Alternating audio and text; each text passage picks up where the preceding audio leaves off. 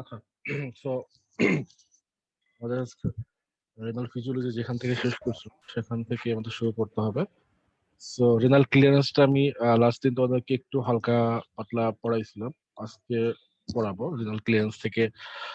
দেন next topic গুলো, আজকে আমাদের টপিক হচ্ছে রেনাল ক্লিয়ারেন্স।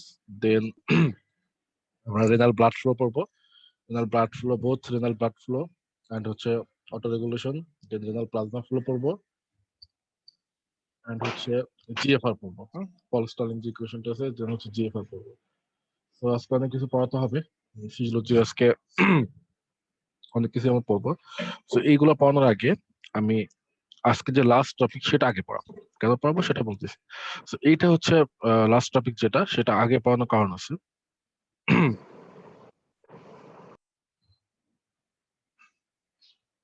তো এটা যদি তোমাদেরকে আগে বোঝাইতে পারি তাহলে আমাদের যে আজকে পড়াগুলো সেগুলো একটু ইজি হয়ে যাবে কম্পারেটিভলি। বের করে নি।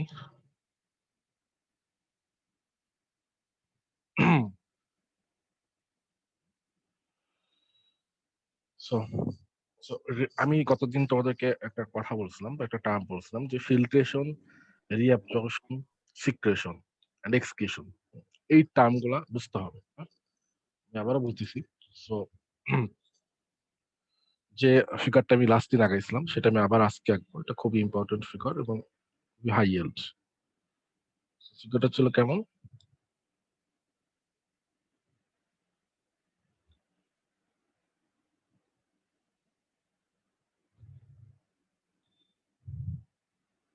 হুম, খুব ভালো মতো বোঝার চেষ্টা করো। ফিগারটা না বুঝতে পারলে কিন্তু বুঝতে পারবো না। ফিগারটা খুব ভালো মতো বুঝতে হবে। এই ফিগারটা বুঝতে পারলে আজকের পড়াটা কিন্তু ইজি হয়ে যাবে। তো দেখো, এটা ছিল আমাদের অ্যাফারেন্ট আর্টেরিওল, এটা ছিল আমাদের ইফারেন্ট আর্টেরিওল।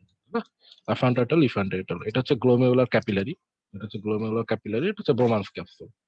বোমাস স্পেস ক্যাপসুল, না ক্যাপসুল হচ্ছে নিচেরটা, সেটা গ্লোমেরুলার ক্যাপিলারি, এটা বোমাস স্পেস। এখান থেকে আমাদের বোমাস স্পেসে পরে কি, এটা মনে করো পিসিটি, প্রক্সিমাল কনভলিউটেড টিউবুল, তাই না? আচ্ছা, দেন প্রক্সিমাল কনভলিউটেড টিউবুল পরে কি, লেট হচ্ছে, দেন হচ্ছে ডিস্টাল কনভলিউটেড টিউবুল, দেন আমাদের কালেক্টিং ডাক্ট এবং আলটিমেটলি এক্সক্রিশন হয়ে যাচ্ছে। সো এটা আমি যদি তোমাদেরকে এজ এ হোল বলতে চাই যে পিসিটি, ডিসিটি, কালেক্টিং ডাক্ট, এগুলোকে আমি একটা টার্মে কি বলতে পারি, কি ইউজ করতে পারি, সেটা হচ্ছে টিউবুল। এটা আমি ইউজ করতে পারি টিউবুল, তাই না? যে একটা টিউবুল, টিউবুলার ডাক্ট, এটা বলতে পারি। সবকিছু মিলে টিউবুলার ডাক্ট। তো যখন ফ্লুইড ঢুকতেছে, খুব ভালো মতো খেয়াল করবো আমি যেটা বলতে চাচ্ছি, খুবই হাই ইয়েল্ড বুঝতে হবে এটা, যে যখন মনে করো এটা আমাদের রেনাল আর্টারি, তাই না, বা এফারেন্ট আর্টিওল যেটাই বলো না। সো এফারেন্ট আর্টিওলতে যখন ঢুকতেছে, তখন এফারেন্টে ঢুকতেছে ব্লাড বা ফ্লুইড ঢুকতেছে, সেটার ডেস্টিনেশনটা কি, এটা আমি তোমাদেরকে বোঝাতে চাই যে এফারেন্ট আর্টিওলতে ঢুকে সেটা ডেস্টিনেশন কি হতে পারে। সো এফারেন্ট আর্টিওলতে যখন ঢুকলো, ঢোকার পরে আমি তো কতদিন ব্লাড সাপ্লাই পড়াইছি, তাই না, রেনাল আর্টারি ডিস্ট্রিবিউশন পড়াইছি। সো ওটা কিন্তু আমি আজকে পড়াবো না, ফার্স্ট এডে পড়াইছি। আমাদের রেনাল আর্টারি একটা ধাপে কি আসছিল, এফারেন্ট আর্টেরিওল আসছিল। এফারেন্ট আর্টেরিওলতে যখন ফ্লুইড ঢুকতেছে, ঢুকে গ্লোমেরুলার ক্যাপিলারিতে আসলো, তাই না? এখন এই যে গ্লোমেরুলার ক্যাপিলারি থেকে কি হতে পারে, একটা ফার্স্ট অফ অল কি হতে পারে, সেটা হচ্ছে গ্লোমেরুলার ক্যাপিলারি থেকে আমাদের ফ্লুইডটা ফিল্ট্রেশন হতে পারে, তাই না? এখন ফিল্ট্রেশনের কিছু ক্রাইটেরিয়া আছে, ফিল্ট্রেশনের কিছু ব্যারিয়ার আছে, সেগুলো আমি কতদিন আলোচনা করছি, আজকেও করবো। ডিসকাশনটা ইম্পর্টেন্ট। সো এই গ্লোমেরুলার ক্যাপিলারিতে মনে করো ফ্লুইডটা ফিল্ট্রেশন হচ্ছে, তাই না? আমাদের তো ইউরিন, ইউরিন ফর্মেশনের ফার্স্ট স্টেপটা কি মনে দেখো, মনে করে দেখো সবাই, ইউরিন ফিজিওলজিতে পড়েছো ফার্স্ট ইয়ারে, যে ইউরিন ফর্মেশনের ফার্স্ট স্টেপটা হচ্ছে গ্লোমেরুলার ফিল্ট্রেশন, তাই না? সেই যে গ্লোমেরুলার ফিল্ট্রেশন হচ্ছে, ফিল্ট্রেশনে কোথায় আসবে, এই যে মনে করো বোমান্স স্পেসে আসবে, বিএস, তাই না? দেন বোমান্স স্পেস থেকে কোথায় যাবে, প্রক্সিমাল কনভলিউটেড টিউবুলে ঢুকবে, দেন টিউবুল থেকে আলটিমেটলি এক্সক্রিশন হয়ে যাচ্ছে। এটা হচ্ছে ইউরিন এক্সক্রিশনের পাথওয়ে। তো এটা হচ্ছে একটা পাথওয়ে, এটা হচ্ছে মনে করো একটা ওয়ে। ওকে, যদি ফ্লুইডটা ফিল্ট্রেশন হয়, দেন এটা হচ্ছে একটা পাথওয়ে। আমি আবার বলতেছি যে গিভেন দ্য টার্ম যে fluid is filtrated, so fluid filtrate হলে দেন ফ্লুইড এক্সক্রিশন হচ্ছে, ফ্লুইড ফিল্ট্রেট না হলে তো এক্সক্রিশন হচ্ছে না, ফ্লুইড বা সাবস্টেন্স তুমি যেটাই বলো। ওকে, সো দেন মনে করো যেগুলো ফিল্ট্রেশন হচ্ছে না সেগুলো কি করবে, সেগুলো এই যে এফারেন্ট আর্টেরিওল আছে না, এই যে এফারেন্ট আর্টেরিওল দেখো ঢুকে, এইটা এফারেন্ট আর্টেরিওল, দেন পেরিটিউবুলার ক্যাপিলারি, পেরিটিউবুলার ক্যাপিলারি পরে রেনাল ভেইন। ওকে, সো দেন যেগুলো ফিল্ট্রেশন হচ্ছে না সেগুলো আমার এফারেন্ট আর্টেরিওলতে পেরিটিউবুলার ক্যাপিলারিতে ঢুকে রেনাল ভেইনে চলে যাচ্ছে। এই একটা, সো এইটা একটা 2 নাম্বার, এটা হচ্ছে 2 নাম্বার ওয়ে, ঠিক আছে? এটা একটা 2 নাম্বার ওয়ে, এটা হচ্ছে 1 নাম্বার রোড, এটা হচ্ছে 2 নাম্বার রোড। আশা করি বুঝতে পারছো আমার কথা। আমি আবার বলতেছি, না বুঝলে কোশ্চেন করবা। তো এই এই কনসেপ্টটা যদি বুঝতে পারো, আই হোপ যে বুঝতে পারবা ইনশাআল্লাহ। বুঝতে পারলে দেখবে তোমার জন্য ইজি হয়ে যাচ্ছে ফিজিওলজিটা। আচ্ছা, এখন দেখো তাহলে আমি আরেকটা কথা বলছি তোমাদের, যে তাহলে আর দুইটা জিনিস হতে পারে। একটা হচ্ছে এক্সক্রিশন হইলো, তাই না? একটা হচ্ছে এক্সক্রিশন হইলো, একটা হচ্ছে পেরিটিউবুলার ক্যাপিলারিতে পাস করলো। আর কি হতে পারে? আরো দুইটা জিনিস হতে পারে। একটা হচ্ছে রিঅ্যাবজর্পশন। মানেটা কি? মানে মনে করো ফ্লুইড বা সাবস্টেন্স রিঅ্যাবজর্পশন হচ্ছে। ফ্লুইড বা সাবস্টেন্স রিঅ্যাবজর্পশন হচ্ছে, বাট রিঅ্যাবজর্পশন হলেও সেটা পেরিটিউবুলার ক্যাপিলারিতে পরে রিঅ্যাবজর্পশন হয়ে যাচ্ছে। ওকে? মানে ফিল্ট্রেশন হচ্ছে, সরি আমি যেটা বলতে চাচ্ছি যে ফ্লুইড বা সাবস্টেন্স ফিল্ট্রেশন হচ্ছে, বাট সেটা পেরিটিউবুলার ক্যাপিলারিতে রিঅ্যাবজর্পশন হয়ে যাচ্ছে। এটা এক্সাম্পল দাও, গ্লুকোজ। গ্লুকোজ তো একটা পারফেক্ট এক্সাম্পল, তাই না? তো গ্লুকোজ মনে করো তোমার ফিল্ট্রেশন হচ্ছে, গ্লুকোজ ফিল্ট্রেশনে কোথায় আসতেছে? বনসিস্টেসে আসতেছে। দেন এই যে যখন টিউবুলে ঢুকতেছে তখন খুব সুন্দর মতো সেটা রিঅ্যাবজর্পশন হয়ে যাচ্ছে ওটা। ওকে? তো এটা হচ্ছে ৩ নাম্বার রুট। তাহলে গ্লুকোজ তো রিঅ্যাবজর্পশন হয়ে যায়। আর গ্লুকোজ যখন লিমিটটা এক্সিড করে দেয়, লিমিটটা যখন এক্সিড করে ফেলে আমাদের, তখনই তো আমাদের গ্লুকোজটা ইউরিনে পাস করে যায়। যেটাকে আমরা গ্লুকোসিউরিয়া বলি, তাই না? বা গ্লাইকোসিউরিয়া বলি, যেটাই বলে না কেন। সো তখন ডায়াবেটিস মেলাইটাসের যারা পেশেন্ট তাদের ক্ষেত্রে আমরা গ্লুকোজ পাই ইউরিনে। কখন পাই? যখন এই যে লিমিট এক্সিড করে দেয়। বুঝতে পারছো? এটা হচ্ছে কিন্তু তার পিছনে ফিজিওলজি, যেটা অনেকে জানতাম না। আর এই যে গ্লুকোজ বা অন্যান্য সাবস্টেন্স যেগুলো রিঅ্যাবজর্পশন হওয়ার কথা সেগুলো রিঅ্যাবজর্পশন হয়ে যাচ্ছে। এটা হচ্ছে থার্ড পাথওয়ে। আরেকটা ফোর্থ পাথওয়ে কি? এটা হচ্ছে আরো ইন্টারেস্টিং। সেটা হয়তো মনে করো ফ্লুইডটা এখানে ফিল্ট্রেশন হলো না, বন্ড স্পেসে আসলো না বা এক্সক্রিশন হলো না, দেন সেটা কোথায় যাবে? সেটা এফারেন্ট আর্টারিতে ঢুকে মনে করো যে পেরিটিউবুলার ক্যাপিলারিতে আসতেছে। ওকে? পেরিটিউবুলার ক্যাপিলারিতে ঢুকলো, পেরিটিউবুলার ক্যাপিলারিতে ঢোকার পরে সে কি করলো? তার ইচ্ছা হইছে সে টিউবুলার ফ্লুইডে ঢুকতে চাই, তাহলে তার ওইটা কি? সে ফিল্ট্রেশন হয় নাই, আমি আবার বলতেছি, সে ফিল্ট্রেশন হয় নাই। ফিল্ট্রেশন না, সে কোথায় গেছে? এই যে তখন পেরিটিউবুলার ক্যাপিলারিতে ঢুকছে। কিন্তু তার এখন ইচ্ছা হয়েছে সে টিউবুলার ফ্লুইডের সাথে এক্সক্রিশন হতে চাই, তাহলে কি ওইটা কি? ওইটা হচ্ছে সিক্রেশন। এটাকে আমরা কি বলি? সিক্রেশন। এটাকে বলি হচ্ছে সিক্রেশন। ওকে? আচ্ছা, সো আজকেও অনেক পার্টিসিপেন্ট, আমি এতে এক্সপেক্ট করি নাই। আমি হচ্ছে যেহেতু রোজা শুরু হয়ে যাচ্ছে, আমাদের নেক্সট ক্লাস 10টা থেকে, আগামীকাল 10টায় হবে। ওকে? রোজার মাসটাতে ক্লাস 10টার সময় হবে। আচ্ছা, এটা হচ্ছে এক্সক্রিশন। এই 4টা পাথে যেহেতু তোমরা বুঝতে পারছো, আই হোপ। যদি কেউ না বুঝে থাকো এখন you can still ask me questions. এই 4টা যদি বুঝতে পারো রোড, এখন তোমাদের জন্য সবকিছু ইজি হয়ে যাবে। রেনাল ফিজিওলজি এখন will be so much easier for you. এখন আমি এই বাকি দায়িত্বটা আমার।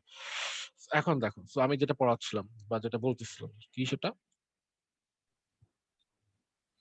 তাহলে আমাদের reabsorption, measurement of reabsorption of secretion, এই যেটা আমি বললাম, হ্যাঁ? দেখো দা প্রসেস অফ ফিল্ট্রেশন, এই যে দেখো সুন্দর মতো একটা খুব সুন্দর একটা জোস ফিগার আছে, সেটা হচ্ছে অ্যাফারেন্ট আর্টেরিওল ঢুকতেছে গ্লুমেরুলার ক্যাপিলারি। যদি সেটা ফিল্ট্রেশন হয়, ফিল্ট্রেশন হলে কোথায় আসতেছে? বোমাস সিস্টেসে আসতেছে। দেন বোমাস সিস্টেস থেকে এই যে টিউবুল আসতেছে, টিউবুল থেকে এক্সক্রিশন হয়ে যাচ্ছে। যদি সেটা ফিল্ট্রেশন না হয় তাহলে কি হবে? অ্যাফারেন্ট আর্টেরিওল দিয়ে ঢুকে পেরিটিউবুলার ক্যাপিলারিতে ঢুকবে। ওকে? নিচে এখানে রেজাল্ট পেয়ে গেছে। এই যে দেখো, তাহলে আরো দুইটা ওয়ে হতে পারে। তাহলে দুইটা কথা বললাম, একটা হচ্ছে রিঅ্যাবজর্পশন হতে পারে, আর যদি বেচারার ইচ্ছা হয় না সে সিক্রেশন করতে চাই, তাহলে সিক্রেশন হতে পারে পেরিটিউবুলার ক্যাপিলারিতে। ওকে? আই হোপ ক্লিয়ার হয়ে গেছে। সো এখন দেখো তাহলে ফিল্ট্রেশনটা কি? ফিল্ট্রেশন তাহলে আমি যদি রিডিং পড়ি তোমাদের বোঝার সুবিধার্থে, the process of filtration, reabsorption and secretion, এটা এখানে তাহলে এই গ্লোমেরুলার ক্যাপিলারিতে কি আছে? Afferent arterioles and efferent arterioles তুমি জানো। আর তাহলে নেফ্রনের ইনিশিয়াল পার্টটা কি? নেফ্রনের ইনিশিয়াল পার্টটা কি? মানে নেফ্রনের ইনিশিয়াল পার্টটা বোন সিস্টেম, বোন সিস্টেম থেকে কিন্তু নেফ্রনের পার্টটা শুরু হয়, তাই না? আচ্ছা, দেন আমরা ফিল্ট্রেশনটা কি? ফিল্ট্রেশন হচ্ছে অ্যান ইন্টারস্টিশিয়াল ফ্লুইড, যেটা এই যে গ্লোমেরুলার ক্যাপিলারি যে ফিল্ট্রেশন হয়ে বোন সিস্টেমে ঢোকে, সেটাকে কি বলতেছি? প্রসেসটাকে বলতেছি ফিল্ট্রেশন। আর যে ফ্লুইডটা ফিল্ট্রেশন হচ্ছে সেটাকে বলতেছি ফিল্টার্ড লোড। ওকে? আশা করি ক্লিয়ার। যে ফ্লুইডটা ফিল্ট্রেশন হচ্ছে, যে ফ্লুইডটা গ্লোমেরুলার ক্যাপিলারি থেকে বোন সিস্টেমে আসতেছে, এই প্রসেসটাকে বলতেছি ফিল্ট্রেশন। আর যে ফ্লুইডটা এরকম ফিল্ট্রেশন হচ্ছে সেটাকে বলতেছি ফিল্টার্ড লোড। আশা করি ক্লিয়ার। রিঅ্যাবজর্পশনটা কি? রিঅ্যাবজর্পশন মানে আমাদের যে ওয়াটার বা মেনি সলিউটস আমাদের বডি থেকে, মনে করো যে sodium, potassium chloride, bicarb, glucose, amino acid, urea, calcium, magnesium, phosphate, lactate, citrate. তুমি চিন্তা করো, যদি আমাদের বডিতে যে সাবস্টেন্স গুলো আছে, যে সাবস্টেন্স গুলো মনে করো সোডিয়াম, পটাশিয়াম, ক্যালসিয়াম, ম্যাগনেসিয়াম, সবই তো ফিল্ট্রেশন হয়। তাহলে ফিল্ট্রেশন হয়ে বোনস স্পেসে আসলো, বোনস স্পেস থেকে মনে করো টিউবুলার ফ্লুইড যদি এক্সক্রিশন হয়ে যাইতো, তাহলে আমাদের বডিতে তো কোনো ফ্লুইডই থাকতো না, সবই যদি এক্সক্রিশন হয়ে যায়, তাই না? তো কি হচ্ছে, সবগুলো আমাদের ম্যাক্সিমাম অ্যামাউন্ট, সবগুলো না ম্যাক্সিমাম অ্যামাউন্টই আমাদের রিঅ্যাবজর্পশন হয়ে যাচ্ছে। তোমরা তো জানো যে আমাদের আলট্রা ফিল্ট্রেট কত হয়? 180 লিটার, তাই না? 180 লিটার হচ্ছে রেট পার ডে। কিন্তু 180 লিটার কি এক্সক্রিশন হয়ে যায়? না, আমাদের ইউরিনের পরিমাণ তো খুবই কম। ফর্মেশন কত হয়? 1.5 লিটার থেকে 2 লিটার। আর সবই তো রিঅ্যাবজর্পশন হয়ে যায়, পুনঃশোষণ যেটাকে বলে। ওকে? তোমরা বাংলায় পড়ছো এইচএসসি এর বইয়ে। আচ্ছা, তাহলে যেটা বলতেছিলাম এটা হচ্ছে রিঅ্যাবজর্পশন। ওকে? যে সাবস্টেন্স গুলো কি হয়ে যাচ্ছে? সব ফিল্ট্রেশনে রিঅ্যাবজর্পশন হয়ে যাচ্ছে। আচ্ছা, reabsorb from the glomerular filtrate into peripheral capillary blood. Okay? আচ্ছা, তাহলে এই যে রিঅ্যাবজর্পশনটা হচ্ছে, কিছু ট্রান্সপোর্টার আছে। রিঅ্যাবজর্পশনটা এমনি এমনি হয় না, সে ট্রান্সপোর্টার গুলো আমরা পরে পড়বো। সিক্রেশন কি?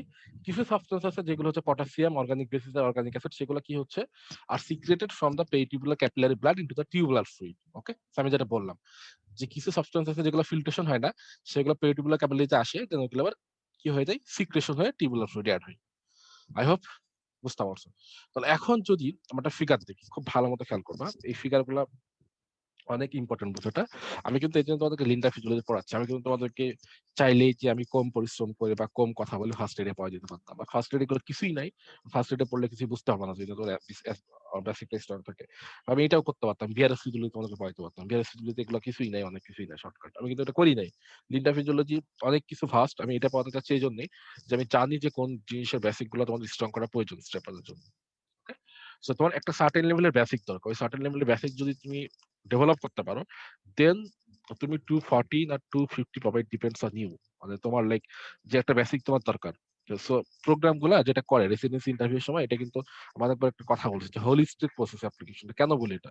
কারণ প্রোগ্রাম গুলো জানে যে যখন তুমি 240 অ্যারাউন্ড কোন স্কোর পাচ্ছ, মনে করো 230 পাচ্ছ বা 245 পাচ্ছ, তো ওরা কিন্তু বুঝে যে তোমার লেভেলটা একটা লেভেলে আছে। সো এর চাইতে বেশি ওরা না হইলেও কোনো ডাজন্ট ম্যাটার, ওরা এক্সপেক্ট করে না। ওরা কি এক্সপেক্ট করে যে আর অন্যান্য যে বিষয়গুলো স্টেপের পাশাপাশি তখন ওরা সেগুলা দেখে। মনে করো তুমি যদি স্টেপ 1 এ 240 পাও, স্টেপ 2 তে 250 পাবা এক্সপেক্টেড, যদি তুমি সেম হার্ড ওয়ার্ক করো স্টেপ 1 যেরকম করছিলা। তো তুমি 240 250 পাইছো, ওকে? সো এরপরে তোমার সিভিতে অন্যান্য কি জিনিসগুলো আছে, লাইক তুমি অবজারভেশন কি করছো, তোমার কমিউনিকেশনটা কি, তুমি কত ভালো স্পিকিং করতে পারো, তুমি মানুষের সঙ্গে কেমনে কথা বলতে পারো, তুমি ইন্ট্রোভার্ট না এক্সট্রোভার্ট, এই বিষয়গুলো কিন্তু তখন ম্যাটার করে। ওকে?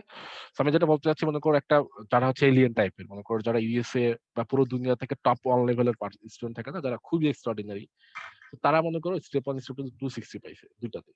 তো তারাও 260 পাইছে দুইটাতে, আর তোমার স্কোর 240 250।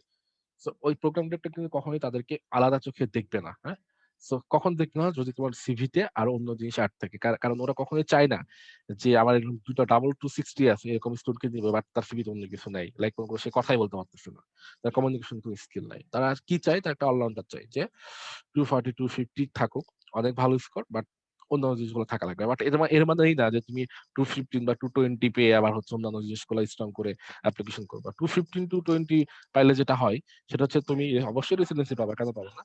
বাট টাফ হয়ে যায়, তোমাকে অনেক বেশি কম্পিট করতে হবে। হ্যাঁ? মানে বেশিরভাগ প্রোগ্রামেই একটা কাট অফ স্কোর থাকে। কাট অফ স্কোর বলতে তোমাকে বলাই থাকে যে তুমি যদি এপ্লাই করতে চাও তোমার স্কোর মোর দ্যান 225 হইতে হবে বা মোর দ্যান 230 হইতে হবে। অনেক প্রোগ্রাম বলা যায় মোর দ্যান 230 হইতে হবে। ঠিক আছে? তাহলে তুমি এপ্লাই করতে পারবে না। সো তোমার তখন সেই ক্ষেত্রে কমে যায়। সো ওরা যেটা চাই যে যে একটা প্রোগ্রাম ডিরেক্টর আছে, তোমরা হচ্ছে অনেকে চিনো, অনেকে চিনো না, কনরাড ফিশার নামে একজন আছে। সো কনরাড ফিশার অনেক পপুলার। সে একটা কথা বলে যে আমি ব্রেন আছে এরকম ইন্টারন্যাশনাল মেডিকেল গেজেট দিব যে যাদের স্কোর 240 আছে এদেরকে নিব রেদার দেন ডাম্ব আমেরিকান। মানে এটা কি? মানে আমেরিকানরা কি সবাই 240 পায়? বিষয়টা কিন্তু এরকম না। সো আমেরিকানদের কিন্তু অনেক আমেরিকান আছে 215 220 পায়। ওকে? সো তাদের চাইতে যারা একটা আমেরিকান 220 পাইছে, তার চাইতে তুমি যদি একটা আইএমজি 240 পাও, তোমাকে তারা প্রেফার করবে। বিষয়টা হচ্ছে এরকম। সো ফিল্ডটা আমাদের অনেকটা ইকুয়াল। হ্যাঁ? অনেকটা ইকুয়াল, সত্যি অনেকটা ইকুয়াল।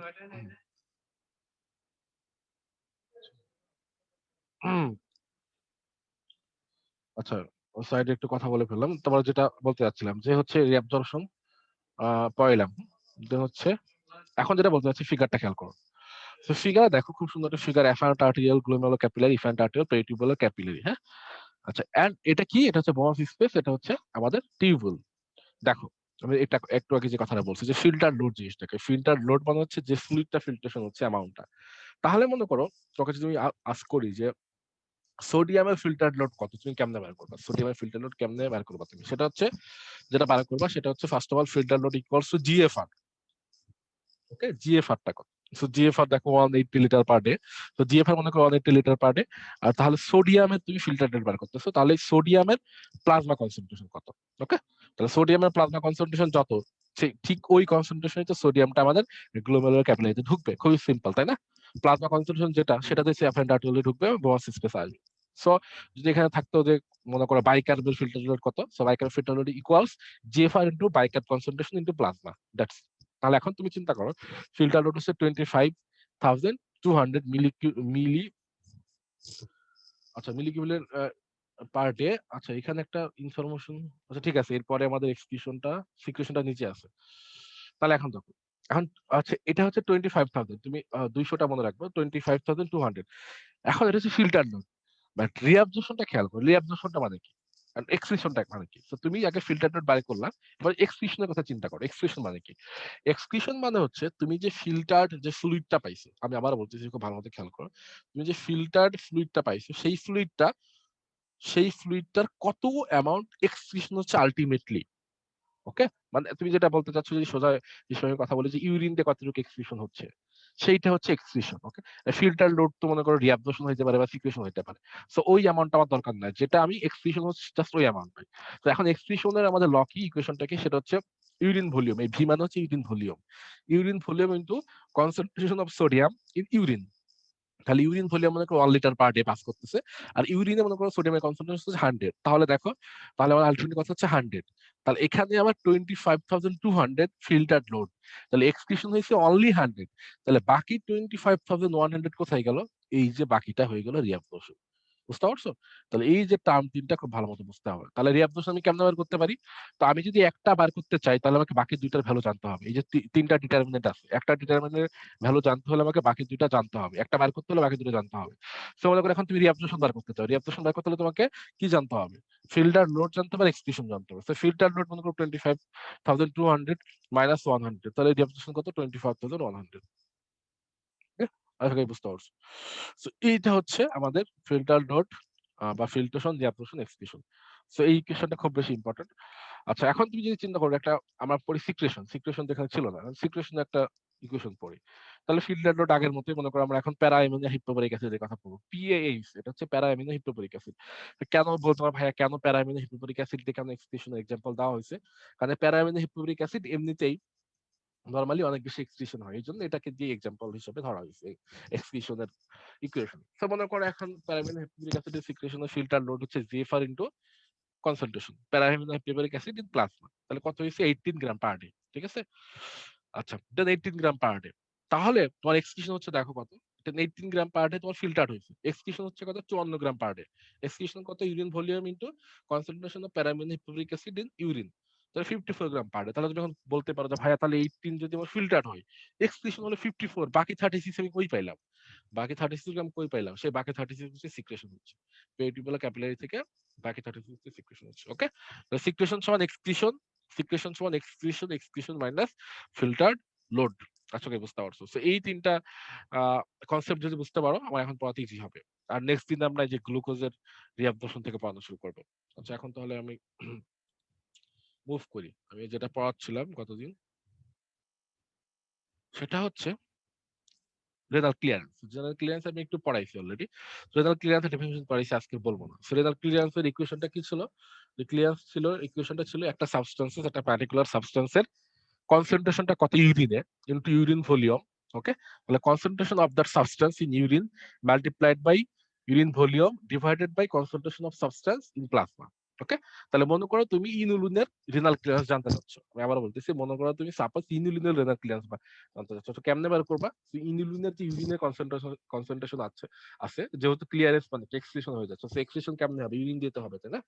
সো ইনুলিনের যে ইউরিন যে কনসেন্ট্রেশন, সেটা ইনটু ইউরিনের ভলিউম ডিভাইডেড বাই ইনুলিনের প্লাজমা কনসেন্ট্রেশন, তাহলে আমরা রেনাল ক্লিয়ারেন্স পেয়ে যাচ্ছি। আচ্ছা, তাহলে আমি কতদিন বলছি যে আমাদের গ্লুকোজের রেনাল ক্লিয়ারেন্স কত? ইউজুয়ালি 0, তাই না? কারণ গ্লুকোজ কি হয় একটু আগে পড়াইছি, দেখো গ্লুকোজ ফিল্টার্ড হয়, বাট সেটা completely reabsorbed back into blood stream. Blood stream মানে হচ্ছে যে পেরিটিউবুলার ক্যাপিলারি। ওকে, আচ্ছা, আদার সাবস্টেন্সেস দেখো, such as sodium, urea, phosphate, দেখো বোঝাটা ইম্পর্টেন্ট। এগুলো কি হচ্ছে? Chloride have clearances that are higher than 0। মানেটা কি? মানে দে আর ফিল্টার্ড। ফিল্টার্ড হচ্ছেন পার্শিয়ালি রিঅ্যাবজর্বড হচ্ছে, পুরোটা রিঅ্যাবজর্বড হচ্ছে না, তার মানে কিছুটা এক্সক্রিশন হয়ে যাচ্ছে এই সাবস্টেন্স গুলো। ওকে, ইনুলিন হচ্ছে একটা স্পেশাল কেস, যেটার কথা বলতেছে দেখো, যে inulin is freely filtered across the glomerular capillary. মানে ইনুলিন ফিল্ট্রেশন হচ্ছে totally, but they are inulin, they are neither reabsorbed nor secreted, therefore its clearance measures the GFR। মানেটা কি? এটা আমি বোঝাইতে পারবো না যে কতটা ইম্পর্টেন্ট বোঝাটা। মনে করো আমি যে তোমাদের কথা বললাম একটু আগে, গ্লুকোজের কথা। গ্লুকোজ কি হচ্ছে? গ্লুকোজ সুন্দর মতো গ্লোমেরুলার ক্যাপিলারি থেকে ফিল্ট্রেশনে বমস স্পেসে আসতেছে, দেন বমস স্পেসে আসার পরে প্রক্সিমাল কনভলিউটেড টিউবুলে আসছে মনে করো, বা ডিসটাল কনভলিউটেড টিউবুল, যেখানে হয় না আসুক না কেন, টিউবুলার ফ্লুইডে আসতেছে, দেন গ্লুকোজ কমপ্লিটলি রিঅ্যাবজর্ব হয়ে যাবে যদি না সে তার লিমিটটা এক্সিড করে। ওকে, মানে লিমিটটা যদি সে এক্সিড না করে, কিসের লিমিট? রিঅ্যাবজর্পশনের লিমিট। মনে করো glucose 180 milligram, glucose 180 milligram per decilitre পর্যন্ত রিঅ্যাবজর্পশন করতে পারে। খুব ভালো মতো বুঝবো আমার কথা, এটা আমি আগামীকাল ডিটেইলস পড়াবো। তো এইটা হচ্ছে গ্লুকোজ রিঅ্যাবজর্পশন লিমিট। এখন তোমার ব্লাডে গ্লুকোজ হচ্ছে 220 মিলিগ্রাম পার ডেসিলিটার, তাহলে এখন কি হবে বলো? বাকি 40 মিলিগ্রাম পার ডেসিলিটার হচ্ছে এক্সক্রিশন হয়ে যাবে। এটাই হচ্ছে আমাদের ডায়াবেটিস মেলাইটাসের যে গ্লাইকোসিডিয়ার হচ্ছে মেকানিজমটা। ওকে, আশা করি বুঝতে পারছো। তাহলে এখন কি হবে? এখন যেটা হচ্ছে তাহলে গ্লুকোজ গেল, এখন অন্য যে সাবস্টেন্স আছে লাইক মনে করো সোডিয়াম, পটাশিয়াম ক্লোরাইড, সেগুলো কি হচ্ছে? সেগুলো ফিল্ট্রেশন হচ্ছে, ফিল্ট্রেশনে বংশস্থিতিতে আসতেছে, বংশস্থিতিতে আসার পরে সেগুলো এক্সক্রিশন হচ্ছে একটা নির্দিষ্ট পরিমাণে, একটা সার্টেন অ্যামাউন্ট, সেটা কম পরিমাণে, বাকিটা রিঅ্যাবজর্পশন হয়ে যাচ্ছে। মানে কমপ্লিটলি রিঅ্যাবজর্পশন হচ্ছে না, কিছু জিনিস কিছু পরিমাণে এক্সক্রিশন হয়ে যাচ্ছে। ওকে, আচ্ছা এখন ইনুলিন একটা সাবস্টেন্স, ইনুলিন এমন একটা সাবস্টেন্স যেটা গ্লোমেরুলার ক্যাপিলারি থেকে, আমরা বলতেছি গ্লোমেরুলার ক্যাপিলারি থেকে কমপ্লিটলি ফিল্টার হয়ে যাচ্ছে, কমপ্লিটলি ফিল্টার হয়ে সেটা কি হচ্ছে বলতো? রিঅ্যাবজর্পশন হচ্ছে না, সিক্রেশন হচ্ছে না, মানে যতটুকু ফিল্ট্রেশন ঠিক ততটুকু এক্সক্রিশন। এটা আশা করি বুঝতেছো, আর না বুঝলে আবার বলতেছি আমি। ইনুলিন এমন একটা সাবস্টেন্স যেটা যেটা যতটুকু ফিল্ট্রেশন হবে ততটুকু এক্সক্রিশন হবে, মানে এর কোনো রিঅ্যাবজর্পশনও নাই, এর কোনো সিক্রেশনও নাই। তাহলে আমরা কি করতে পারি বলতো? ইনুলিনের যে ক্লিয়ারেন্স, সেটা দিয়ে আমরা জিএফআর মেজার করতে পারি। এটা সুন্দর একটা আমরা জিএফআর মার্কার পেয়ে গেলাম। তাহলে ইনুলিন দিয়ে কিন্তু জিএফআর মার্কার বলা হয়, আইডিয়াল মার্কার বলা হয়। কেন বলা হয় আমি আবার বলতেছি, জিএফআর মানে কি? গ্লোমেরুলার ফিল্ট্রেশন রেট, তাই না? যে কতটুকু ফিল্ট্রেশন হচ্ছে। তাহলে ইনুলিন কি হচ্ছে? ইনুলিন হচ্ছে কমপ্লিটলি ফিল্ট্রেশন হয়। ইনুলিন হচ্ছে যতটুকু ঢুকবে, ইনুলিন হচ্ছে তোমার এফারেন্ট আর্টারিওলতে ঠিক যতটুকু ঢুকবে, 100% ঢুকলে 100% কি হবে? ফিল্ট্রেশন হবে, এবং সেটা রিঅ্যাবজর্পশন হবে না, সিক্রেশন হবে না, কমপ্লিট এক্সক্রিশন হবে। এজন্য আমরা ইনুলিন হচ্ছে perfect marker for GFR. Okay, clearance আমরা ক্রিয়েটিনিন কেন ইউজ করি? তোমরা যখন ডক্টরের কাছে যাও, সিরাম ক্রিয়েটিনিন ইউজ করা হয়, জিএফআর এর মার্কার হিসেবে সিরাম ক্রিয়েটিনিন ইউজ করা হয়। তাহলে বলতো ভাই আসলে সিরাম ক্রিয়েটিনিন কেন ইউজ করা হয়, সিরাম ইনুলিন কেন ইউজ করা হয় না? সেটা অ্যান্সার পরে দিব। ওকে, বাট ইনুলিন হচ্ছে একটা সবচেয়ে মোস্ট আইডিয়াল জিএফআর মার্কার। আশা করি বুঝতে পারছো কথা। তো এটা হচ্ছে ক্লিয়ারেন্স পড়াই ফেললাম। হ্যাঁ, এখন তাহলে দেখো ক্লিয়ারেন্স রেশিও মানেটা কি? ক্লিয়ারেন্স রেশিওটা খুবই ইজি জিনিস, আমি তাও একবার তোমাদেরকে বলে যাই যে ক্লিয়ারেন্স রেশিও মানে আমরা কি বোঝাই। তাহলে ইনুলিন হচ্ছে ইউনিক প্রপার্টি আছে, যেটা ক্লিয়ারেন্স হচ্ছে exactly equal to the GFR. আমি আগেই বলছি যে ইনুলিন ফ্রিলি ফিল্টার হবে, আর once filtered it is neither reabsorbed not secreted, তাই না? আচ্ছা, তাহলে ইনুলিনকে আমরা গ্লোমেরুলার ফিল্ট্রেশনের মার্কার বলতে পারি। তাহলে এখন অন্যান্য যে সাবস্টেন্স, মানে সব সাবস্টেন্স তো ইনসুলিনের মতো এক্সক্রিশন হয় না, তাই না? সবার তো ডিফারেন্ট ডিফারেন্ট মেকানিজম আছে। তাহলে the clearance of any substance, মানে অন্যান্য সাবস্টেন্স তুমি কেমনে মেজার করবা? তাহলে যেটা করতে হবে, অন্যান্য সাবস্টেন্সের ক্লিয়ারেন্স তুমি ইনসুলিনের ক্লিয়ারেন্স দিয়ে কি করবা? ডিভাইড করবা, তাহলে তুমি ক্লিয়ারেন্স রেশিওটা পাবা। ওকে, এটাকে বলে ক্লিয়ারেন্স রেশিও। এটা হচ্ছে ক্লিয়ারেন্স। ক্লিয়ারেন্স রেশিও কি? একটা এক্সাম্পল দিই। মনে করো কোনো একটা সাবস্টেন্স যেটা এক্স, ওকে, তো সেই সাবস্টেন্স যদি ইনুলিনের মতোই ক্লিয়ারেন্সটা হয়, মানে যতটুকু ফিল্ট্রেশন হচ্ছে ততটুকু এক্সক্রিশন হচ্ছে, তাহলে কি হবে বলো তো দেখি? তাহলে ক্লিয়ারেন্স রেশিও কত হবে? 1 হবে। খুবই সিম্পল। মনে করো ওই সাবস্টেন্স 50 লিটার এক্সক্রিশন হচ্ছে এবং 50 লিটার ফিল্ট্রেশন হচ্ছে, আর ক্লিয়ার হচ্ছে ইনুলিনে তো টোটালি যেটা ফিল্ট্রেশন হচ্ছে সেটা এক্সক্রিশন হচ্ছে, মানে সমান সমান, তাই না? তাহলে ওটারও মনে করো আমাদের হচ্ছে ক্লিয়ারেন্স রেশিও আলটিমেটলি কি হচ্ছে? ইনুলিনের সমান হচ্ছে। আমি যেটা বলতে চাচ্ছি যে মনে করো আমি যেটা এক্সাম্পল দিই, যে কোনো একটা সাবস্টেন্স, যে কোনো একটা সাবস্টেন্স, তো ক্লিয়ার ইনুলিনের ক্ষেত্রে কি হচ্ছে? ইনুলিনের ক্ষেত্রে মনে করো 50 মিলিলিটার ফিল্ট্রেশন হচ্ছে এবং 50 মিলিলিটার এক্সক্রিশন হচ্ছে, তাই না? তাহলে 50 মিলিলিটার ফিল্ট্রেশন আর 50 মিলিলিটার এক্সক্রিশন হচ্ছে। আর অন্য একটা সাবস্টেন্স, যে কোনো সাবস্টেন্স মনে করো এক্স, সেটা ক্ষেত্রে 50 মিলিলিটার ফিল্ট্রেশন হচ্ছে, 50 মিলিলিটার এক্সক্রিশন হচ্ছে। তাহলে আলটিমেটলি রেশিওটা কত? রেশিওটা তো সমান, তাই না? রেশিও হচ্ছে 1/1, মানে রেশিও 1। আমাদের রেশিওটা হচ্ছে আলটিমেটলি 1। বুঝতে পারছো আশা করি। আচ্ছা, তাহলে 1 এর চাইতে বেশি রেশিও মানে কি? 1 এর চাইতে কম রেশিও মানে কি? তো এটা তো তোমরা এখন সিম্পলি বুঝতে পারবা যে 1 এর চাইতে বেশি আর কম মানে কি। 1 এর চাইতে কম রেশিও মানে হচ্ছে ওই যে সাবস্টেন্সের, মানে ওই সাবস্টেন্স এক্স, সেটার ক্লিয়ারেন্স হচ্ছে ইনুলিনের চাইতে কম। তাহলে সেটার ক্লিয়ারেন্স হচ্ছে ইনুলিনের চাইতে কম। Okay? তাহলে কি কেন কারণ, কয়টা কারণ এটা হতে পারে যে একটা সাবস্টেন্সের ক্লিয়ারেন্স ইনুলিনের চাইতে কম? কয়টা কারণে হতে পারে? দুইটা কারণ হতে পারে, খুব ভালো মতো খেয়াল করবা। আইদার ওই সাবস্টেন্সটা, ওই এক্স, মানে সাবস্টেন্স এক্স, আইদার ওই সাবস্টেন্সটা কমপ্লিটলি ফিল্টার হয় না, কমপ্লিটলি ফিল্ট্রেশন হচ্ছে না। ওকে, এটা একটা কারণ হতে পারে, যেরকম ইনুলিন তো কমপ্লিটলি ফিল্ট্রেশন হচ্ছে। আবার এটা হতে পারে যে ওই সাবস্টেন্সটা কমপ্লিটলি ফিল্ট্রেশন হচ্ছে, বাট সেটা রিঅ্যাবজর্পশন হয়ে যাচ্ছে, ইনুলিন তো রিঅ্যাবজর্পশন হয় না। আশা করি বুঝতে পারছো আমার কথা। তো সেক্ষেত্রেই দুইটা ক্ষেত্রেই তো আমাদের ওই সাবস্টেন্সের ক্লিয়ারেন্সটা কম পাবো। ওকে, আচ্ছা, সেক্ষেত্রে আমি লেস দেন 1 পাবো। কি কি আছে সেটা? বেশি সোডিয়াম। কথা না। হ্যাঁ বলো, বুঝি না। তুই কোনো কোশ্চেন আস্ক করছে? সো দেখো যে like the clearance of sodium chloride biker phosphate urea glucose amino acid এগুলো কি হচ্ছে, এগুলো ক্লিয়ারেন্স ইথিলিনের চাইতে কম। কেন কম? কারণ এগুলো ফিল্ট্রেশন হচ্ছে ঠিকই, বাট সেগুলা একটা নির্দিষ্ট পরিমাণে রিঅ্যাবজর্পশন হয়ে যাচ্ছে। ওকে, সো এই যে এটা যে এক্সক্রিশন সেটা আলটিমেটলি ইথিলিনের চাইতে কম হচ্ছে, তো রেশিওটা কম। আর মোর দেন ওয়ান মানে কি? মোর দেন ওয়ান মানে ওই সাবস্টেন্সের ক্লিয়ারেন্স হচ্ছে ইনুলিনের চাইতে বেশি। এখন তুমি বলতে পারো ভাইয়া এমন কোন সাবস্টেন্স কি আছে নাকি যে ইনুলিন চাইতে বেশি? ইনুলিন তো কমপ্লিটলি এক্সক্রিশন হচ্ছে। তাহলে এমন কোন সাবস্টেন্স আছে নাকি যে যার ক্লিয়ারেন্স ইনুলিন চাইতে বেশি? হ্যাঁ আছে, তো হতে পারে। কেমন হইতে পারে? দেখো মজার বিষয় সেটা হচ্ছে লাইক মনে করো পটাশিয়াম আয়ন বা অর্গানিক অ্যাসিড, এগুলোর ক্ষেত্রে কি হয়, এগুলা কমপ্লিটলি মনে করো ফিল্ট্রেশন হবে ইনুলিনের মতো। তাহলে কমপ্লিটলি ফিল্ট্রেশন হচ্ছে, এবং কমপ্লিটলি ফিল্ট্রেশন হওয়ার সাথে সাথে তারা পেরিটিউবুলার ফ্লুইড থেকে এক্সক্রিশন হচ্ছে, সরি সিক্রেশন হচ্ছে। তারা কমপ্লিটলি ফিল্ট্রেশন হচ্ছে প্লাস পেরিটিউবুলার যে ফ্লুইড সেখান থেকেও সিক্রেশন হচ্ছে। ওকে, তাহলে তার মনে করে একটা অ্যামাউন্ট ছিল কত, 50, মনে করো 50 হচ্ছে ফিল্ট্রেশন, আবার সিক্রেশন হচ্ছে মনে করো আরো 20 অ্যাড হলো, 20 মিলিলিটার আরো অ্যাড হলো। তাহলে টোটালটাই তোমাদের আলটিমেটলি এক্সক্রিশন হচ্ছে বা ক্লিয়ারেন্স হচ্ছে। ওকে, তাহলে কোন সাবস্টেন্স আছে যেটার ক্লিয়ারেন্স রেশিও বা ক্লিয়ারেন্স ইউনিট চাইতে বেশি? সেটা হচ্ছে লাইক অর্গানিক অ্যাসিড আছে, বেসেস আছে, বেস এন্ড হচ্ছে আন্ডার সাম কন্ডিশনস পটাশিয়াম। ওকে, এটা হচ্ছে ক্লিয়ারেন্স রেশিও। এরপরে আসো, এরপরে এটা আসলে খুব সহজ জিনিস, আমি যেটা পড়লাম। এরপর হচ্ছে আমরা রেনাল ব্লাড ফ্লো করবো, খুবই ইম্পর্টেন্ট। আমি এমফাসাইজ করতে পারবো না কত কত বেশি ইম্পর্টেন্ট। খুব ভালো মতো কনসেন্ট্রেশন বা 100% কনসেন্ট্রেশন ইজ নিডেড। তাহলে দেখো, the kidneys receive 20% of the cardiac output, হ্যাঁ, which is among the highest of all organ systems। মানেটা কি? মানেটা হচ্ছে আমাদের হার্ট থেকে যে ব্লাডটা পাম্প হচ্ছে, সেই পাম্পিং অফ দ্য ব্লাডের 25% কিন্তু আমাদের কিডনি রিসিভ করতেছে, যেটা যতগুলো অর্গান আছে তার তার ভিতরে সবচেয়ে বেশি। ঠিক আছে, এটা মনে রাখবা।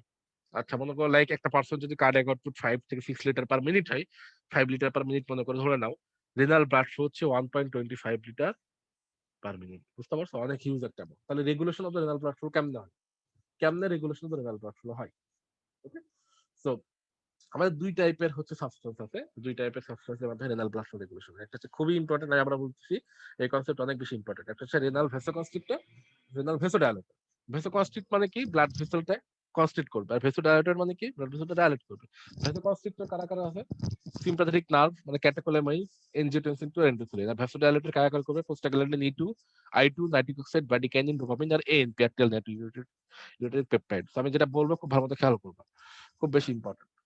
সো একটা ফিগার আগে একটা নতুন ফিগার দরকার, এই ফিগারটা ইউজ করে নিই। হুম, এটা হচ্ছে আমার খুব সুন্দর মতো এফেন্ট আর্টেরিয়াল রাখতে হবে।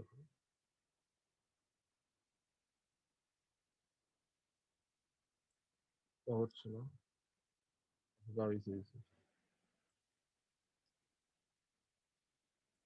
বুঝতে পারলেই হচ্ছে এটা যে এফেন্ট আর্টেরিয়াল, এটা হচ্ছে এফেন্ট আর্টেরিয়াল এইগুলো ক্যাপিলারি। আচ্ছা, এটা হচ্ছে আমাদের মনে করো গ্লোমেরুলার ক্যাপিলারি। তাহলে দেখো আমাদের এফেন্ট আর্টেরিয়াল আর এফেন্ট আর্টেরিয়াল মেইনলি এই দুটো জিনিস লাগবে, হ্যাঁ, মেইনলি এই দুটো জিনিস লাগবে। তো এখন কি হচ্ছে, এখন সমস্যাটা কি? তো ভেসো কনস্ট্রিক্ট করে আগে করতেছি, আমাদের ভেসো কনস্ট্রিক্ট হচ্ছে ক্যাটেকোলেমাইন। সো দেখো, both efferent and efferent arterioles are innervated by the sympathetic nervous system। মানে দুইটারে সিম্পাথেটিক নার্ভাস সিস্টেম দ্বারা ইনারভেট হয়, কারণ হচ্ছে তাদের আলফা রিসেপ্টর আছে। Efferent arteriole and efferent arteriole বোথেরই আলফা রিসেপ্টর আছে, but there are far more alpha 1 receptors on the efferent arterioles. মানে এটা কি? মানে এফারেন্ট আর্টেরিওলস এ বেশি আলফা 1 রিসেপ্টর আছে। ওকে, তাহলে এখন যেটা হচ্ছে, increase sympathetic activity causes a decrease in both renal blood flow and GFR. The effects of sympathetic nervous system on the vascular resistance। তাহলে ইফেক্টটা কি, আলটিমেট ইফেক্টটা কি? এটা হচ্ছে বুঝতে পারতে হবে। দেখো খুব ভালো মতো খেয়াল করো, তাহলে আমাদের আছে কি এখানে সাবস্টেন্স ক্যাটেকোলামিন। সো আমাদের এফান্টাটিউল আলফা রিসেপ্টর আছে, এফান্টাটিউল আলফা রিসেপ্টর আছে। সো ক্যাটেকোলামিনের কাজটা কি? ক্যাটেকোলামিন মানে কি? নর এপিনেফ্রিন, নর এপিনেফ্রিন। এদের কাজটা কি? ক্যাটেকোলামিন হচ্ছে যেটা করবে সিম্পাথেটিক নার্ভাস সিস্টেমে কাজটা কি, আলফা রিসেপ্টরের কাজ কি, ভেসো কনস্ট্রিকশন করা। তাহলে এখন আমাদের যে ফ্লুইড এফারেন্ট আর্টেরিওলে ঢুকতেছে, তুমি যদি এফারেন্ট আর্টেরিওল ভেসো কনস্ট্রিকশন করো, আমি আবার বলতেছি, তুমি যদি এফারেন্ট আর্টেরিওল ভেসো কনস্ট্রিকশন করো তাহলে কি হবে বলো তো দেখি, আমাকে একটু বলো। তাহলে যেটা হবে সেটা হচ্ছে, ভেরি গুড, জিএফআর কমবে। তার আগে কথা হচ্ছে আমাদের রেনাল ব্লাড ফ্লো কমবে। সবার আগে মোস্ট ইম্পর্টেন্ট হচ্ছে রেনাল ব্লাড ফ্লো কি বা রেনাল প্লাজমা ফ্লোটা কি? মানে আমার এই যে এফারেন্ট আর্টেরিওলতে যেটা ঢুকতেছে, এই ব্লাডটাই তো রেনাল ব্লাড ফ্লো, তাই না? তাহলে এই যে এফারেন্ট আর্টেরিওল যদি আমি কনস্ট্রিক্ট করে দিই, তাহলে সবার আগে কি হবে? সবার আগে রেনাল ব্লাড ফ্লো কমবে। আর রেনাল ব্লাড ফ্লো কমবে, দেন আমাদের কি কমবে? জিএফআর কমবে। কারণ জিএফআর কেন কমবে? কারণ আমার কাজ করতে হবে। হ্যাঁ, জিএফআর কেন কমবে? কারণ এই রেনাল ব্লাড ফ্লো যেটা ঢুকবে সেটাই তো গ্লোমেরুলার ক্যাপিলারিতে আসবে। দেন গ্লোমেরুলার ক্যাপিলারি থেকে ফিল্ট্রেশন হয়ে সেটা জিএফআর হচ্ছে। এখন যদি ব্লাড ঢুকেই কম, ফ্লুইড ঢুকেই কম, তাহলে জিএফআরও কম পাবো, সোজা হিসাব। ওকে? তাহলে এখন চিন্তা করো। সেটা হচ্ছে মনে রাখবা ক্যাটেকোলামাইনের বা সিম্পাথেটিক নার্ভাস সিস্টেমের এফারেন্ট আর্টেরিওলে আলফা রিসেপ্টর বেশি। সো তুমি এখন বলতে পারো ভাই তাহলে এফারেন্ট আর্টেরিওলে কি কনস্ট্রিকশন করে না? হ্যাঁ, এফারেন্ট আর্টেরিওলে কনস্ট্রিকশন করে, বাট বেশি ম্যাক্সিমাম হচ্ছে আমাদের এফারেন্ট আর্টেরিওলে কনস্ট্রিকশন করে। এইজন্য আমাদের ইফারেন্ট আর্টিওলটা বেশি বেশি কনস্ট্রিক্ট হয়। কেন আমি এই কথা বলতেছি? ইফারেন্ট আর্টিওল যদি তুমি কনস্ট্রিক্ট করো সেটা আমাদের ভালো। ইফারেন্ট আর্টিওল যদি কনস্ট্রিক্ট করো সেটা আমাদের ভালো। কেন ভালো? সেটা আমি বলবো, একটু পরে বলবো। বাট তুমি এটা মনে রাখো যে ক্যাটেকোলামাইনের বা সিম্পাথেটিক নার্ভাস সিস্টেম মেইনলি কি করে? এফারেন্ট আর্টিওলকে কনস্ট্রিক্ট করে। আর এফারেন্ট আর্টিওল যদি কনস্ট্রিক্ট করে তাহলে আমার ঢোকার যে রোড, এন্ট্রি পয়েন্ট, সেটাকে কনস্ট্রিক্ট করে দিলে আমার রেনাল ব্লাড ফ্লো কম হবে, জিএফআর কম হবে, কাহিনী শেষ। বোঝাটা অনেক বেশি ইম্পর্টেন্ট, অনেক হাই হেলথ। ওকে? আচ্ছা, তারপরে দেখো, মনে করো অ্যানজিওটেনসিন 2। অ্যানজিওটেনসিন 2 এর কাজটা কি? অ্যানজিওটেনসিন 2 এর কাজটা কি? আচ্ছা, তাহলে এখন একটা একটা এখানে একটা কনসেপ্ট আছে, এটা একটু পড়াই, এটা ইম্পর্টেন্ট। সেটা হচ্ছে মনে করো তাহলে একটা পেশেন্টের যদি ব্লাড লস হয়, মানে হিমোরেজ হয়, হিমোরেজ হলে কি হয়? মানে যদি কি আমাদের ব্যারো রিসেপ্টর যে মেকানিজম, হিমোরেজ হলে কি হচ্ছে? হাইপারটেনশন ডেভেলপ করতেছে, তাই না? হাইপারটেনশন ডেভেলপ করলে আমাদের যে ব্যারো রিসেপ্টর মেকানিজম আছে সেগুলোর কাজটা কি? সেটাই আমাদের যে সিম্প্যাথেটিক অ্যাক্টিভিটি আছে, সিম্প্যাথেটিক নার্ভাস সিস্টেমকে অ্যাক্টিভেট করে দেয়, তাই না? অ্যাক্টিভেট করে দেয়। কোথায় কোথায় অ্যাক্টিভেট করে? হার্টে অ্যাক্টিভেট করে, ব্লাড ভেসেল অ্যাক্টিভেট করে। আমি অনেকবার পড়াইছি সিভিএস এর ফিজিওলজিতে। সিম্প্যাথেটিক নার্ভাস সিস্টেম কি করে? হাইপারটেনশনের সময় যদি হিমোরেজ হয়, হার্টের আউটফ্লোটাকে অ্যাক্টিভেট করবে, ব্লাড ভেসেলকে অ্যাক্টিভেট করবে, সিম্প্যাথেটিক যে অ্যাক্টিভিটি। তাহলে যখন রেনাল আলফা রিসেপ্টর বেড়ে যাবে, যখন সিম্প্যাথেটিক অ্যাক্টিভেট হবে, সেক্ষেত্রে কি হয় বলো তো দেখি? সিম্প্যাথেটিক অ্যাক্টিভিটি যখন বাড়বে, তখন তো এফারেন্ট আর্টেরিওলের ভেসো কনস্ট্রিকশন হবে। তার মানে কি? রেনাল ব্লাড ফ্লো আরো কমবে, জিএফআরও আরো কমবে। ওকে? তো এটার কথাটা মানেটা কি? যে ভাইয়া তাহলে এটা তো কিডনির জন্য আরো বেশি ক্ষতিকর। হ্যাঁ, অবশ্যই আরো ক্ষতিকর। মানেটা কি? মানেটা হচ্ছে যখন তোমার হেমোরেজ হচ্ছে একটা পেশেন্ট, হাইপারটেনশন ডেভেলপ করতেছে, তাহলে তখন কি হচ্ছে আমাদের? এই যে আমাদের ব্লাড ভেসেল গুলো অ্যাক্টিভেট হয়ে যাচ্ছে আর হার্ট অ্যাক্টিভেট হয়ে যাচ্ছে, তাই না? সো ব্লাড ভেসেল গুলো অ্যাক্টিভেট হয়ে যাচ্ছে মানে এফারেন্ট আর্টেরিওল অ্যাক্টিভেট হচ্ছে, তার মানে আলফা রিসেপ্টর অ্যাক্টিভেট হচ্ছে। সো তাহলে যখন যেটা হচ্ছে যে আমাদের এখন এমনিতেই পেশেন্ট হাইপারটেনশন ডেভেলপ করছে, এখন আরো বেশি কনস্ট্রিকশন হবে, এখন রেনালে ব্লাড ফ্লো আরো কমবে। ওকে? রেনালে কি? রেনালের ব্লাড ফ্লোটা আরো কমবে, যেহেতু এখানে কনস্ট্রিকশন হচ্ছে, রেনালের ব্লাড ফ্লো কিন্তু আরো কমে যাচ্ছে। সো আমাদের কিন্তু সিম্প্যাথেটিক অ্যাক্টিভিটির জন্য ব্লাড ফ্লো কমে যাচ্ছে। বাট এই ব্লাড ফ্লো কমে গেলেও প্রেশারটা মেইনটেইন থাকতেছে। কেন? আমাদের যে সিম্প্যাথেটিক অ্যাক্টিভিটি কি করতেছে? কনস্ট্রিকশন করতেছে রেনাল আর্টারি, এবং আমাদের হার্টের যে সিম্প্যাথেটিক অ্যাক্টিভিটি করতেছে, মানে কার্ডিয়াক আউটপুট বাড়াচ্ছে, হার্ট রেট বাড়াচ্ছে, তার মধ্যে আমাদের প্রেশারটা কনস্ট্যান্ট থাকতেছে। ওকে? সো ব্লাড ফ্লো কমায় প্রেশার কনস্ট্যান্ট রাখতেছে। এটাই হচ্ছে আমাদের কনসেপ্ট। এই যে দেখো, যে আমাদের যখন হিমোরেজ হচ্ছে তখন সিম্প্যাথেটিক অ্যাক্টিভিটি যখন আমাদের অ্যাক্টিভেট হয়ে যাচ্ছে, তখন কি হচ্ছে? Cardiovascular system will attempt to rise the arterial pressure even at the expense of blood flow to the kidney. মানে কিডনির ব্লাড ফ্লো কমিয়ে হলেও, যেহেতু কিডনির ব্লাড ফ্লো কমে যাচ্ছে, কারণ কি? ভ্যাসো কনস্ট্রিকশন হচ্ছে, তাই না? সো কিডনির ব্লাড ফ্লো কমিয়ে হলেও আমাদের কার্ডিওভাস্কুলার সিস্টেম কি করবে? আর্টেরিয়াল প্রেশার বাড়ানোর চেষ্টা করবে। এটা হচ্ছে কনসেপ্ট। না বুঝলে আবার বলো আমাকে, you can ask me questions, আমি আবার বলবো কনসেপ্টটা। সো এটা সোজা, তো এই জন্য আমি রিপিট করতেছি না। এটা হচ্ছে অ্যানজিওটেনসিন 2 আসে। সো অ্যানজিওটেনসিন 2 ইফেক্টটা অনেক বেশি ইম্পর্টেন্ট। অ্যানজিওটেনসিন 2 মনে করে ক্যাটাকোলামাইনের মতো বোথ অ্যাফারেন্ট এন্ড ডিফারেন্ট আর্টিওলস দুটাতে তার ইফেক্ট আছে। বাট এই যে দেখো, ইট কনস্ট্রিক্টস বোথ সেট অফ আর্টিওলস। বাট ক্যাটাকোলামাইন যেরকম এফারেন্ট আর্টিওলস বেশি সেনসিটিভ ছিল, এই অ্যানজিওটেনসিন 2 হচ্ছে ইফারেন্ট আর্টিওলস এ more sensitive then efferent arterioles. But এটা হচ্ছে শুধুমাত্র লো লেভেল অফ অ্যানজিওটেনসিন 2। এটা যে কত বেশি ইম্পর্টেন্ট আই ক্যান্ট এমফাসাইজ, আমি আবার বলতেছি, খুব ভালো মতো খেয়াল করবা কনসেপ্টটা। এখন যে কনসেপ্টটা বলবো, এটা হচ্ছে $1,000 কনসেপ্ট। সেটা কি? সেটা হচ্ছে তাহলে অ্যানজিওটেনসিন যখন লো লেভেল থাকবে, তাহলে অ্যানজিওটেনসিন আমাদের জন্য ভালো, বাট সেটা লো লেভেলে ভালো। ওকে? অ্যানজিওটেনসিন 2, সো অ্যানজিওটেনসিন 2 লো লেভেলের অ্যানজিওটেনসিন 2 কি করে? লো লেভেলের অ্যানজিওটেনসিন 2 যেটা করে, সে লো লেভেলের অ্যানজিওটেনসিনে আমাদের ইফারেন্ট যে আর্টেরিয়ল, সেই ইফারেন্ট আর্টেরিয়লের আলফা 1 রিসেপ্টর বেশি সেনসিটিভ থাকে। মানে লো লেভেলের অ্যানজিওটেনসিন 2 তে ইফারেন্ট আর্টিওলটাতে বেশি বেশি কনস্ট্রিক্ট হয়। আর ইফারেন্ট আর্টিওল যদি বেশি বেশি কনস্ট্রিক্ট হয়, এখন দেখো খেলাটা দেখো, আমাদের কিন্তু এফারেন্ট আর্টিওলে কোনো ইফেক্ট পড়তেছে না। তার মানে কি? এফারেন্ট আর্টিওল ঠিকঠাক মতো ব্লাড ঢুকতেছে, ঢুকে আমাদের ফিল্ট্রেশন হচ্ছে ঠিকঠাক মতো, ঠিক আছে। বাট যে ফ্লুইডটা ফিল্ট্রেশন হবে না, সেই ফ্লুইডটার কাজটা কি? সেই ফ্লুইডটা তো ইফারেন্ট আর্টিওল দিয়ে পেরিটিকুলার ক্যাপিলারিতে ঢুকবে, তাই না? বাট এখন যদি তুমি ইফারেন্ট আর্টিওলটাকে কনস্ট্রিক্ট করতে পারো, তাহলে কি হবে? তাহলে তো বেশি বেশি ব্লাড বা বেশি বেশি ফ্লুইড ইফারেন্ট আর্টিওল দিয়ে পেরিটিকুলার ক্যাপিলারিতে ঢুকতে পারতেছে না। তখন কি হবে বলো তো দেখি? তখন এই ফ্লুইডটা ব্যাক ফ্লো করবে। যখন তুমি কনস্ট্রিক্ট করবা, তখন এই ফ্লুইডটা ব্যাক ফ্লো করবে, গ্লোমেরুলার ক্যাপিলারিতে ঢুকবে, এবং আলটিমেটলি আমাদের ফিল্ট্রেশন হয়ে জিহ্বারটা বাড়াবে। দেখছো? এটাই হচ্ছে মজা। যে মনে রাখবা সারা জীবন, যে যদি কোনো কারণে ইফারেন্ট আর্টেরিওল কনস্ট্রিক্ট হয়, ইফারেন্ট আর্টেরিওলকে তুমি কনস্ট্রিক্ট করতে পারো, তাহলে আমাদের জিহ্বারটা পারবে। কেন? কারণ ওই যে বললাম যে ফ্লুইড ইফারেন্ট আর্টেরিওল যে তাহলে বেশি বেশি পাস করতে পারবে না, তখন ফ্লুইডটা আবার কি হবে? গ্লোমেরুলার ক্যাপিলারিতে এসে ঢুকবে ব্যাকফ্লো হয়ে, এবং গ্লোমেরুলার ক্যাপিলারি থেকে ফিল্ট্রেশনের বস স্পেস দিয়ে আমাদের কি হচ্ছে, ফিল্ট্রেশন হচ্ছে এবং এক্সক্রিশন হচ্ছে। Ultimately that means what, that means GFR is increase. বুঝতে পারছো? এটা হচ্ছে খেলা। এটা হচ্ছে লো লেভেল অফ অ্যানজিওটেনসিন, মনে রাখবা লো লেভেল অফ অ্যানজিওটেনসিনে আমাদের জিএফআরটা বাড়তেছে। ঠিক আছে? সেই কনসেপ্টগুলো কিন্তু গ্রাস করে আমি তোমাদেরকে একবারে গ্রাস করে দিচ্ছি। আমি এগুলো কত বই ঘেটে ঘেটে পড়ছি, একটা বইতে কনসেপ্ট ক্লিয়ার হয় না। তোমাদেরকে দেখো উইথাউট এনি এফোর্টস আমি তোমাদেরকে ক্লিয়ার করে দিলাম। এগুলো ক্লিয়ার করা অনেক বেশি ইম্পর্টেন্ট। তাহলে এই যে দেখো যে লো levels of angiotensin 2 produce an increase in GFR by preferentially constricting the efferent arterioles. Okay, while high levels of angiotensin 2 produce a decrease in GFR by constricting both afferent and efferent arterioles. মানে কি? মানে হচ্ছে তুমি যখন high level angiotensin 2 use করো, high level of angiotensin 2 তে যেটা হচ্ছে efferent arteriole sensitivity আর afferent arteriole sensitivity সমান। এখানে যত আলফান এখানে যত আলফান। তো এখন কি হচ্ছে বলতো দেখি, এখন দুইটাই কনস্ট্রিক্ট হবে, এফারেন্ট কনস্ট্রিক্ট হবে, এফারেন্ট কনস্ট্রিক্ট হবে। মানে এফারেন্ট যদি কনস্ট্রিক্ট হয় তাহলে তার বেশি বেশি ব্লাড আমাদের বা বেশি বেশি ফ্লুইড ঢুকতে পারতেছে না, বেশি বেশি ফ্লুইড তার ফিল্ট্রেশন হতে পারতেছে না, কারণ তার রাস্তায় তো বন্ধ। এর জন্য জিএফআরটা আইদার কনস্ট্যান্ট থাকে অথবা কমে, জিএফআরটা বাড়ে না যখন হাই লেভেল অফ কনসেন্ট্রেশন 2 থাকবে। আশা করি বুঝতে পারছো। ওকে, আচ্ছা এরপরে কনসেপ্টটা কি দেখো, এরপরে এটা খুবই এনজিওটেনসিন তো সবচেয়ে মোস্ট ইম্পর্টেন্ট, আর এইগুলা হচ্ছে লো ইয়েল্ড। আমি একবার করে বলে যাই এএনপিটা কি, এনপি হচ্ছে atrial natriuretic peptide. So atrial ANP ইফেক্টটা কি, এগুলো সোজা, লো ইয়েল্ড বলতে এগুলো সোজা বুঝতে পারবা। সো এএনপি ইফেক্টটা অনেক মজার। এএনপি আমাদের জিএফআর বাড়ানোর জন্য যা যা করার দরকার সব করে। মানে কি, এএনপি যেটা করে সেটা হচ্ছে ডায়ালিটেশন করে অফ দ্য এফারেন্ট আর্টেরিওলস আর কনস্ট্রিকশন করবে অফ দ্য এফারেন্ট আর্টেরিওলস। তাহলে তুমি দেখো হয়তো এটাই দরকার। আমাদের দরকার কি, আমাদের জিএফআর বাড়ানোর জন্য কি দরকার বলো? জিএফআর বানানোর জন্য দরকার হচ্ছে এই রাস্তা যেন ক্লিয়ার থাকে, এই রাস্তা যেন ক্লিয়ার থাকে। তাহলে এই রাস্তা যেন ক্লিয়ার থাকে তার মানেটা কি? মানে হচ্ছে আমাদের এই এফারেন্ট আর্টেরিওল ডায়ালাটেশন দরকার, এই রাস্তা যেন ক্লিয়ার থাকে, আর এফারেন্ট আর্টেরিওল যেন ব্লক থাকে। তাহলে এই দুটো জিনিস করতে পারি তখন বেশি বেশি আমাদের ফ্লুইড ফিল্ট্রেশন হবে, তার মানে জিএফআর বাড়বে, তাই না? তো ইএনজি ঠিক এই কাজটাই করে। ইএনজি হচ্ছে আমাদের ডায়ালাটেশন অফ দ্য এফারেন্ট আর্টেরিওল করতেছে, আর এফারেন্ট আর্টেরিওল যেটা, সেই এফারেন্ট আর্টেরিওলটাকে সে কি করতেছে, কনস্ট্রিক্ট করতেছে, ফলে আবার ব্লাড ফ্লুইড ব্যাকফ্লো হয়ে আমাদের ফিল্ট্রেশন হচ্ছে, আলটিমেটলি জিএফআর করতেছে। Okay, I hope you get it. এরপরে দেখো এটা হচ্ছে এএনপির কাজ। প্রোস্টাগ্ল্যান্ডিনের কাজটা কি? প্রোস্টাগ্ল্যান্ডিন কি করবে? ভ্যাসোডাইলেটেশন করবে of the both efferent and efferent arterioles, দুইটাই করবে। আমি আবারও বলতেছি যে প্রোস্টাগ্ল্যান্ডিনের কাজ হচ্ছে both efferent and efferent arterioles এ ভ্যাসোডাইলেটেশন করবে।